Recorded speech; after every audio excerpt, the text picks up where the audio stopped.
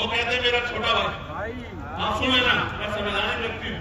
तो जब प्रधानमंत्री सांसद है, वही सांसद ही प्रधानमंत्री बने हैं, जब वो छोटा भाई कहते तो मैं गाय को बाबा था। मैं तो एक ही बाबा को जानता हूँ जिनका नाम है डॉक्टर बाबा साहब अम्बेडकर। तो उन्होंने नारा दिया कि जात पात की करो विदाई। तो दामोदर साहब खड़े हो गए, बोले जी विदाई कर देंगे, ठीक है, लेकिन मेरे 5-4 सवाल इनका जवाब दे दो। तो मैंने मीडिया से सुना कि अच्छी डिबेट चल रही, चर्चा होनी चाहिए। तो एक कैमरामैन ने, एक पत्रकार ने उनके माइक किया कि साहब जात पात की विदाई कर रहे हो तो जात पात खत्म कर दोगे? तो बोले जी हम हिंदू हिंदू भाई भाई की बात तो कर रहे हैं, लेकिन हम जात पात खत्म नहीं करना चाहते। हम जात पात में जो अहंकार है वो खत्म करना चाहते हैं। समझो मेरी बात को।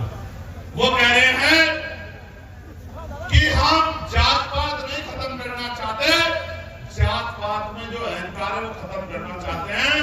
ये अहंकार तो आपके महापुरुषों ने, आपके पूर्वजों ने तब भी खत्म नहीं किया जब बाबा साहब अम्बेडकर इस देश में लड़ रहे थे कि हिंदू धर्म में, सनातन में जो कुरीतियां है उनको निकालने का काम किया। तो बाबा साहब ऐसे पढ़े लिखे आदमी की बात आप लोग नहीं माने, आज के लोगों की बात आप कहां मानने वाले हैं?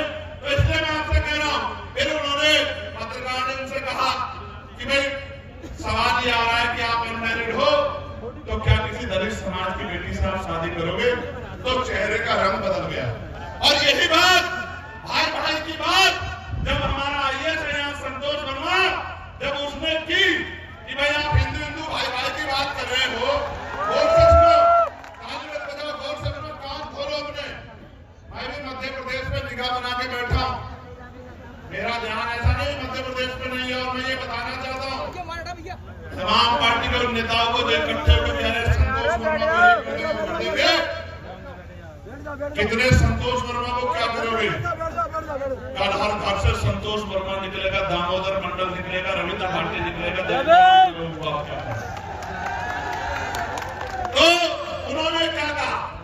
उन्होंने कहा कि जब तक हिंदुओं में रोटी बेटी का रिश्ता नहीं होगा, इसी बात को बाबा साहब अम्बेडकर कह रहे थे, इसी बात को संग्राम बीए प्रधानमंत्री कह रहे थे, जात पात गौरव मंडल में, एजुकेशन ऑफ कास्ट में वो भी यही कहते हैं कि तभी तो भाईचारा बनेगा जब जातियों को तोड़ के आप शादियां करोगे। भाई संतोष वर्मा ने कहा मैं भी हिंदू और दूसरी जाति के बारे में आप भी हिंदू, और जब तक इनमें रोटी बेटी का रिश्ता नहीं होगा तो भाई कैसे भाईचारा बन जाए, कैसे हिंदू एकता जाएगी? तो जैसे कहा तो सारे लोग खड़े हो गए, सारे लोग खड़े हो गए, और खड़े होकर कोई उसका पुतला फूंकता है, कोई उसको पीटने की बात करता है, सस्पेंड करा दिया। कल भी मैंने एक नेता जी को सुना भाजपा के कि हम इसको एक निकल जाओगे, आप लोग निकल जाओगे, हम देख लेते, जाओ हम खड़े आदिवासी समाज के लोग, जाओ निकल जाओ, देख लेते बहुजन समाज के लोग, अगर आपने हिम्मत। मैं आपको स्पष्ट कर रहा हूं, ये इनका नारा सच्चा है, लेकिन चुनाव से पहले मैंने कहा ना कुछ भी सामाजिक नहीं है, सब कुछ राजनीतिक है। चुनाव से पहले ये नारा सच्चा है और चुनाव के बाद ये नारा खोखला है। फिर चुनाव के बाद कुशवाहा के सर पे पेशाब भी यही करेंगे, कुशवाहा को जूता भी यही चटवाएंगे खूब।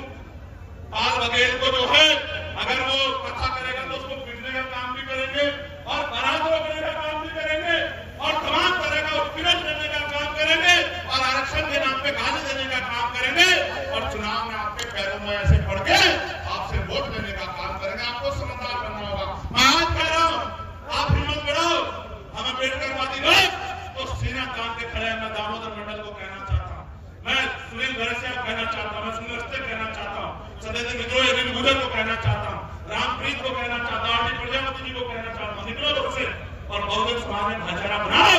हमको बनाने वाले लोग आपके पीछे